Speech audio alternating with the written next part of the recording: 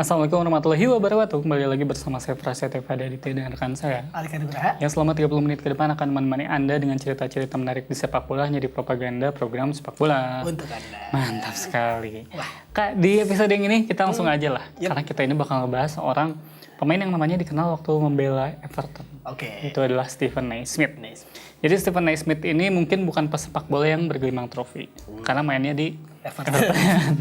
Jadi karirnya itu bahkan lebih banyak di negara asalnya, Kak. Yaitu di Skotlandia. Dikenal saat menjadi pemain Everton, Naismith justru dipuji karena kedermawanannya. Wah, Keren banget, ini udah kayak Baim Wong. Iya.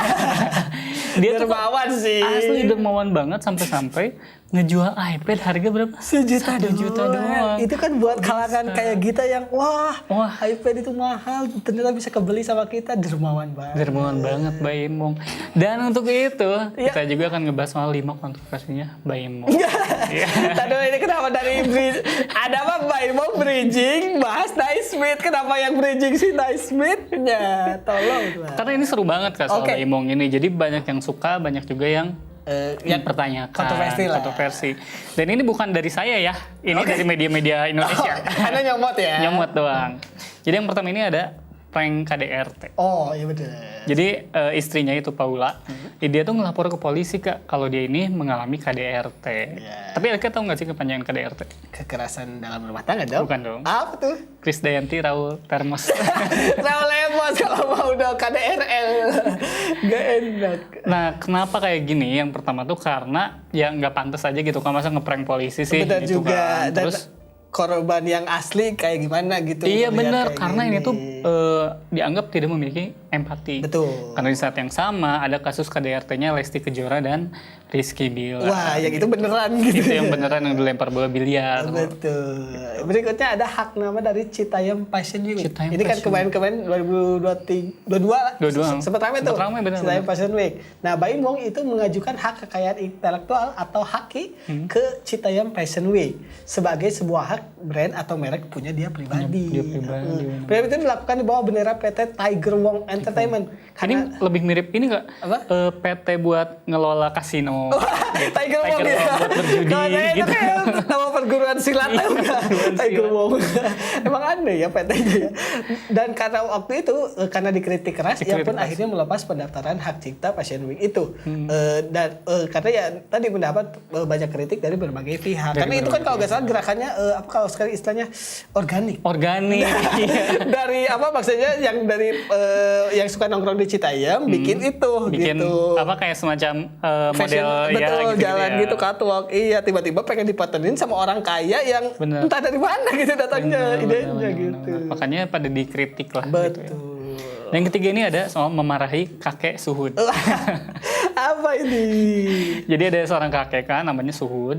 Jadi dia tuh ngikutin Baim sampai rumahnya gitu. Nah setelah sampai si kakek ini minta bantuan ke si Baimnya. Karena emang terkenal kan suka nolong orang. Dermawan gitu. Tapi ngomong-ngomong soal minta bantuan, saya jadi tersadar. Jadi di mobil polisi itu di belakangnya kan ada tulisan bantuan polisi. Oh, benar. Terus ada video TikTok yang nyebutin itu gitu. Bantuan polisi. Bung. Bantuan polisi di mana, Cok? Di mana? Mau. Nadanya tuh udah di bantuan. Dia ini dulu ketemunya bantuan polisi. Mbok. Kenapa nadanya gitu? Harusnya kan itu bantuan polisi. Tapi juga emang kalau di KBBI ya kayaknya salah deh itu penulisan itu. Kenapa nggak poli apa ya harusnya ya? Lagian kalaupun kita minta bantuan emangnya gratis. Iya juga. Kan emang harus tugasnya mereka ya. Nah jadi kan soal si kakek Suhud ini bukan membantu, Baim tuh justru memarahi kakek tersebut. Iya. Nah karena kontennya itu dia pun mendapat hujatan dari netizen. Pasti sih. Pasalnya selama ini Baim membangun citra sebagai orang yang dermawan. Imbasnya Baim Wong kehilangan hampir 300.000 subscriber. Pendengar subscribe lah. Jadi subscriber mah bisa dicari, tapi hati nurani yang nggak bisa. Wah, berat. Yang berikutnya ada prank tukang parkir masuk penjara. Emang gaya banget. Baim Wong ini kan kalau nggak salah emang beberapa tahun terakhir YouTube dia naik karena ngeprank-ngeprank itu. Kayak ada yang dia jadi pengemis segala macam yang diikuti sama Atta, sama Wiranto. Iya, Wiranto. Pasatnya awakmu. tukang beca masalahnya. Ya, kayak gitu-gitu. Itu ya kalau kesannya yang populer Baim Wong. Dan makanya kita teh jadi skeptis. Oh benar. Pak Wiranto. Kalau bentar ini ngeprank atau bukan gitu. Karena yang itu dia menjiwai banget. Menjiwai banget. Yang begitu. Nah, Mbak Ibu itu pernah yang ini kembali menjadi sorotan usai melakukan prank kepada seorang tukang parkir. Dia ini dinilai kelewatan karena mengancam si juru parkirnya masuk penjara. Nah, dia itu awalnya melakukan prank terhadap tukang parkir yang tidak mengetahui siapa dirinya. Iya. Nah, Mbak Ibu mengaku jika dirinya adalah anak dari Gubernur Jawa Timur, yaitu Khofifah Indar Parawansa. Ini aja dia bisa kena kasus nih, ngaku jadi anak orang. Nah, demi melancarkan aksinya, bapak duanya itu bahkan bekerja sama dengan kepolisian terdekat. Yang ini bahkan kerjasama sama polisi. Kalau yang tadi kan ngeprank polisi. Betul. Nah, dia pun berhasil membuat tukang parkir tadi yang tidak tahu apa itu menjadi ketakutan. Iya, ya, benar. takut karena ya takut keluar duit. Karena pasti kalau ke sana ya, aduh. Karena bener Kak, saya minggu lalu orang tua kehilangan motor. Oh, oke. Jadi Jangan kita disebutin kehilangan. Gimana aja? Ke kantor sebuah kantor lah. Ya udah pasti kan. Tapi gak usah disebutin apa wilayah aja gimana? Ya pokoknya ke sebuah kantor, dia tuh ngurus surat kehilangan. Kan kita hilang motor ya, tapi ditagih duit Kak. Aduh. Katanya buat administrasi. Jadi double. Ini juga sering banget cerita-cerita kayak gini tapi kan Betul. oknum. Adik saya hilang HP juga mintain duit. Oknum tapi kok banyak ya. Nah yang kelima nih Kak, yaitu uang 500 juta buat bonge. Jadi viralnya Citayam Fashion Week membuat remaja bernama Bonge pun ikut populer. Betul. Setelahnya, Paula datang ke rumahnya Bonge dengan membawa uang 500 juta. Gila. Paula mengungkapkan akan mengadakan Citayam Fashion Week dengan uang tersebut. Nah, tidak sedikit yang beranggapan kalau uang itu teh buat si Ya, Bonge, buat 500 pribadi juta gitu. teh, betul. Tapi Bonge menegaskan Kak, kalau dia ini tidak menerima uang sepeser pun dari Mbak Imwong. Mungkin karena bongenya nggak denger.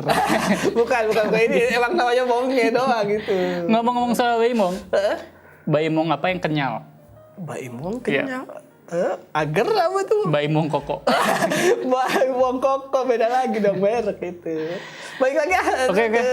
Ke Stephen A. Smith ya. Nah, Stephen A. Smith ini beneran dermawan ya, enggak kayak Beneran dermawan. tadi banyak kontroversinya. Dia ini sempat menjadi duta disleksia Skotlandia. Nah, Stephen A. Smith mengawali karir sepak bolanya di Stewarton Anik sejak usia 6 tahun. Nah, ada fotonya terpampang di sana usai sukses menjadi pemain top. Nah, Naismith kembali ke Stewarton untuk membantu mereka secara finansial. Kesempatan itu juga menjadi momen bagi Naismith untuk menumbuhkan kesadaran pada penderita disleksia. Jadi kan Naismith ini adalah duta disleksia Skotlandia. Kenapa jadi duta? Karena dia tuh udah didiagnosis menderita disleksia sejak masa sekolah. Ini penempatan duta yang benar. Duta yang benar. Gak kayak di Wakanda. Benar. Nah, disleksia adalah gangguan dalam proses belajar yang ditandai dengan kesulitan membaca, menulis, atau mengeja. Jadi susah lah gitu ya. Penderita disleksia akan kesulitan dalam mengidentifikasi kata-kata yang diucapkan dan mengubahnya menjadi huruf atau kalimat. Jadi secara apa ya? Kognitif agak kurang gitu. Ini mirip di Hogwarts. Oh, di Hogwarts? Terutama di kelas mantra. Kayak yang si Hermione kan. Oh, yang ngeja. Yang Wingardium Leviosa. Betul. Jadi kan dia bilang Wingardium Leviosa, bukan Leviosa. Leviosa, not Leviosa. Yang mana bagi orang-orang lain itu sama aja. Gak ada bedanya. Iya. Nah, jadi disleksia ini bukan gangguan proses belajar karena nggak ngerti-ngerti. Karena itu mah bodoh. Emang gak mau belajar. Emang nggak belajar. Jadi ada banyak hal sulit yang harus dia lalui dengan disleksia dalam kehidupannya. Bahkan sering ada perasaan kalau dia tuh kayaknya bakal gagal sih dalam hidup. Karena tidak bisa belajar. Tidak bisa belajar. Untungnya Naismith menggunakan etos kerjanya yang kuat untuk mengembangkan strategi mengatasi disleksia yang dideritanya. Keren. Nah, dengan disleksia, Naismith percaya kalau dia harus selalu bekerja keras. Bekerja keras. Pun di sepak bola. Nah, ia tahu bahwa tidak ada jaminan ia akan mendapatkan tawaran bermain di pertandingan berikutnya. Jadi ia selalu berusaha meningkatkan kemampuannya. Nah, menjadi wajar kalau ia mendedikasikan hidupnya dengan bekerja sama bareng Disleksia Scotland, nama perusahaan yang ngurusin disleksia. Ya, ini berharap bisa membuat aksi amal setelah ia pensiun. Jadi membantu kaum-kaum disleksia yang penderita disleksia itu ya kayak. Nah, terus ada juga cerita soal Naismith yang membantu tentara yang cedera. Wah. Jadi saat mengalami cedera saat masih berseragam Power Rangers. Enggak dong. Bukan Power Ranger dia. Ya bukan Rangers biru ya. Bukan. bener. Masih berseragam Rangers, ini klub di Skotlandia. Dia itu mendapatkan surat dari tentara yang tengah bertugas di Afghanistan. Wah. Naismith ini terkejut karena tentara yang mempertaruhkan hidupnya di garis depan justru memedulikan cederanya gitu. Padahal dia kan lagi Fansnya ya bener. lagi perang. Hal ini yang membuatnya mendesain skema untuk membuat rehabilitasi bagi para prajurit yang akan menjadi warga sipil. Karena biasanya yang sipil itu lebih sering ada di Twitter. Wah, emang pengangguran itu, Pak. Sepil. Warga sipil.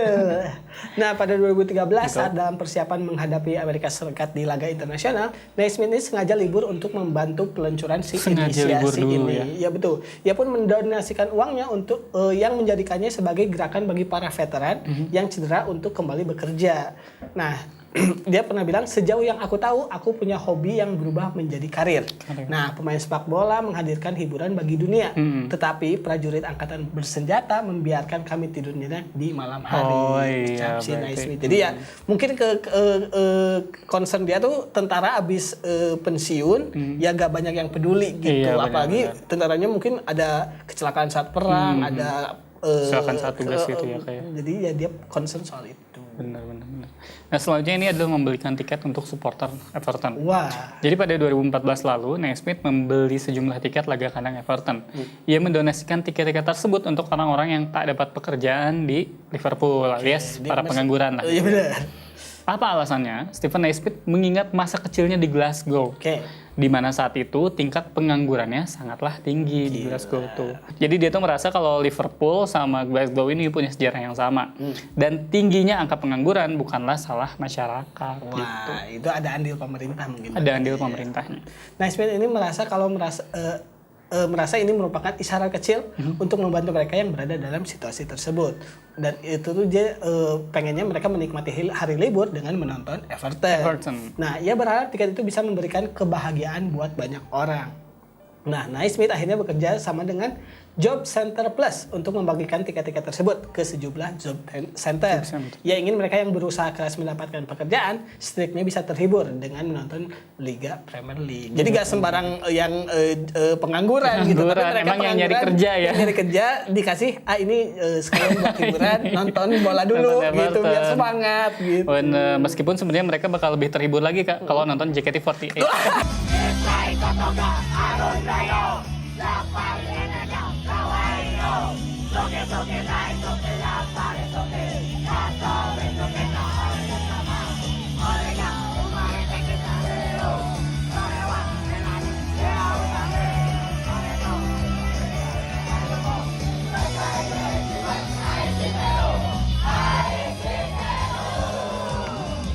Pengangguran tuh sama JKT48 biasanya satu perpaduannya Tapi pas. fans JKT48 itu ini loh Kak. Di belakang layarnya Iya, pada kaya-kaya mereka tuh karena biayanya kan besar. loyal. Untuk salaman aja 100.000. Pasti itu bukan pengangguran. Bukan pengangguran fans JKT48. Tapi kalaupun bukan pengangguran ya cari kerja atau hobi lain lah. Ngeluarin duit buat anak orang. Lah, tapi kan itu nggak ganggu orang. Iya sih, Tidak menggunakan uang rakyat. Ya, yang salah itu kalau misalnya kalian punya duit kayak gitu, makan di rumah pakai nasi garam, sakit-sakitan, kan nggak benar gitu. Iya, benar. Prioritasnya bisa di Ini mandi dulu. kalau itu mah masalah kebersihan ya terserah mereka juga. Pakai deodoran gitu ya.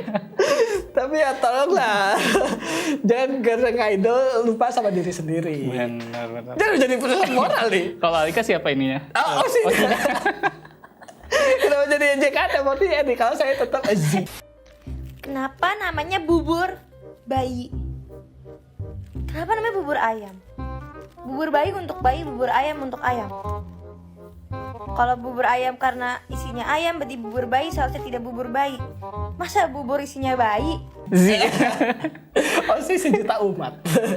Nah, selanjutnya ada Stephen A. Smith yang menolong homeless di Liverpool. Oh. Jadi homeless itu kan emang jadi perhatian ya kayak. Ini beda sama pengangguran nih. Beda ini homelessnya. Yaitu di negara-negara maju kayak Inggris dan juga Amerika Serikat. Ya, banyak banget. Nah, pada 2017 ada fakta kalau 600 homeless meninggal dunia di Inggris dan juga di Wales gitu. Nah, Smith sejak awal berkomitmen membantu para homeless ini baik di Liverpool maupun di Glasgow. Ia merasa kalau sejumlah masalah sudah tumbuh dan itu adalah kenyataan yang menyedihkan. Si Naismith ini terus membantu di Whitechapel Center untuk menyediakan makan siang setiap Natal. Ini ia lakukan saat masih di Goodison maupun setelah pindah ke Carrow Road atau ke Herts. Jadi di tiap tim yang Daerah dia bela dia pasti ngelakuin hal ini. Dan ia ini juga bukan cuma berhubungan baik dengan pemilik, staf klub dan para pemain, tapi juga dengan para supporter. Ia sudah dianggap lebih dari sekedar pesepak bola. Ada banyak kegiatan amal yang ia kerjakan untuk membantu orang-orang, termasuk setelah pindah dari Everton. Jadi tetap berjalan gitu sifat berdawannya. Nah, tapi Naismith ini nolak buat ngajak rekan timnya buat ngikut kegiatan amal gitu. Karena dia tuh ngerasa nggak perlu lah. Tapi dia tuh bakal seneng juga kalau teman setimnya tuh nanya, Smith kamu tuh ngapain sih? Dengan kesadaran sendiri. Iya, baru dijelasin. Nah, tapi dia tuh sebenarnya ngerasa kesal Kak, karena tidak punya kekuatan besar untuk membuat dampak yang lebih besar untuk masyarakat gitu ya. Namun dengan menyoroti isu-isu tersebut dan mendorong anggota muda klub untuk menyadari dampak yang dapat mereka timbulkan sebagai pesepak bola profesional, mungkin dia bisa melakukannya. Jadi dia tuh lebih milih ngasih pengertian ke pemain-pemain muda. Gitu. Ngasih awareness dulu mungkin. Ngasih awareness dulu ya. Karena dia ngerasa kalau cuma sendiri perbedaan yang terlihat tuh kayaknya nggak akan kerasa sih. Tapi kalau misalkan ada 3-4 pemain yang menyadari pentingnya hal itu, kalau mereka bisa membuat perbedaan, maka ini akan menjadi hal yang sangat positif. Luar biasa. Ini ada kata-katanya. Anda harus memahami betapa besarnya kenikmatan yang dapat diberikan kepada orang-orang di masa-masa sulit. Dan bagaimana suatu sore orang-orang akan membicarakannya selama berminggu-minggu. Nah, pola pikir Naismith ini menunjukkan bahwa uang sebenarnya bisa membantu. Meski dalam hal ini ia menyebutnya bukan sesuatu yang besar.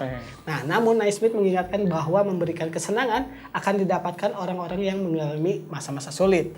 Nah, satu momen kecil yang akan terus dibicarakan berhari-hari, berminggu-minggu atau seumur hidup. Jadi mungkin cuma nolongin nenek-nenek nyebrang gitu. Tapi mungkin bagi nenek-nenek itu atau bagi yang nolong sifat senang itu akan berlanjut ke kemudian harinya gitu, sekecil itu gitu. Saya ingat kalau waktu pas zaman kuliah, saya ngechat seseorang, terus seseorang itu teh balas lah gitu ya. Terus balasnya teh kayak, Dit, wawancaranya kita reschedule ya, hari ini saya nggak enak badan gitu. Terus sama saya nggak dibalas karena kesel, karena udah siap wawancara. Terus nama kontaknya adalah Ridwan Kamil. Tapi itu saya selalu ceritakan ke orang-orang Kak. Kenapa ini sifat baik, kenapa malah sifat kesel? Enggak, tapi kan saya jadi membanggakan gitu. Woi, lihat di chat Ridwan Kamil. Ridwan Kamil ngechat nggak saya balas. Terus kayak di ghosting. Ridwan Kamil aja di ghosting. Menarik ya guys pembahasan kita soal Stephen A. Smith ini yang ternyata dermawan banget ya. Betul. Dan sifat dermawannya itu tidak mencirikan orang yang pengen haus pujian. Nah itu. Betul. Gak kayak yang lain. Gitu. Dan dia concernnya tuh jelas gitu, yaitu ke disleksia karena dia duta disleksia, ke homeless dan juga ke pengangguran. Keren. Dan kayak bahasannya jadi mana-mana tetap di propaganda program sepak bola. Untuk Anda.